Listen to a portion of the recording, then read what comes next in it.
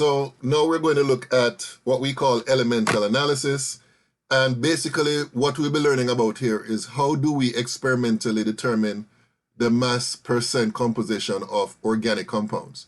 You may not know this, or you may know this, that organic compounds are basically compounds that contain carbon, and in most cases they contain hydrogen as well, and it also could contain some other elements such as oxygen, nitrogen, halogens, sulfur, and so on. All right, so basically these are the kind of compounds that we'll be looking at in this part of this course.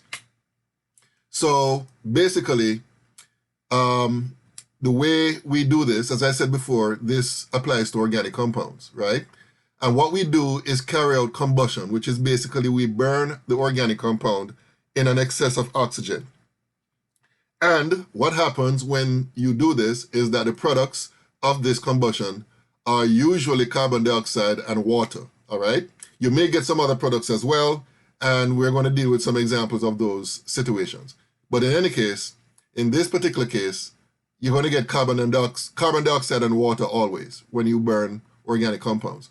So if we could find some way of trapping the carbon dioxide and water and weigh it, then based on the masses of those products, we can work backwards to determine the mass of the carbon and hydrogen and other elements present in the compound. And then based on those masses, we can determine the percent composition and eventually the empirical formula, all right?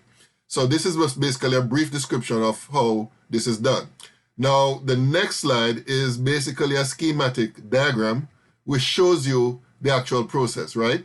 So as you can see in this setup, you have three compartments here, here, and here, all right? The first compartment is where you're going to place your organic sample, right? And that's a furnace. This is where the heating is going to take place to burn this, and the products will be carbon dioxide and water. So of course, oxygen is needed. So the oxygen is forced through here, enters into this compartment, which is a furnace. You burn it, and the products of the burning of your sample will be, as I said before, carbon dioxide and water, which will be led into the next compartment, all right? So what happens in the next compartment?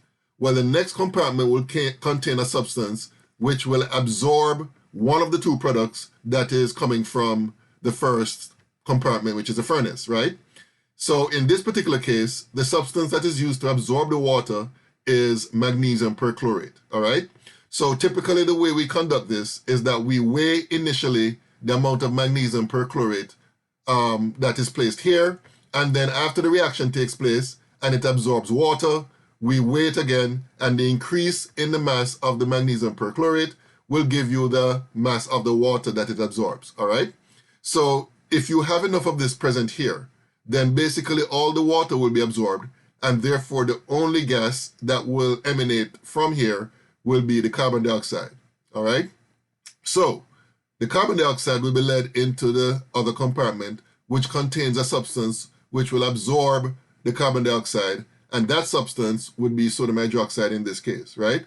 So again, the way this is done is that we initially weigh the sodium hydroxide, the reaction takes place, it absorbs the carbon dioxide, therefore there'll be an increase in the mass, and that increase in mass we can determine by the difference between the initial and final mass of the sodium hydroxide before and after the absorption of the carbon dioxide, and therefore in so doing we'll end up with the mass of carbon dioxide that is absorbed by the sodium hydroxide. So that's basically how this works, right? So in so doing, we can get the mass of the carbon dioxide and the mass of the water. And after that, based on those masses, we can work backwards to determine the masses of carbon and hydrogen and also other elements that may be present in the original sample, all right? So just to give you an example of how this works, let's say, for example, that the organic compound that we are trying to analyze in this case is methanol, right? So in the case of methanol, right, when it's reacting with oxygen upon burning, these two molecules of methanol will produce 2 molecules of carbon dioxide, right, and 4 molecules of water, right?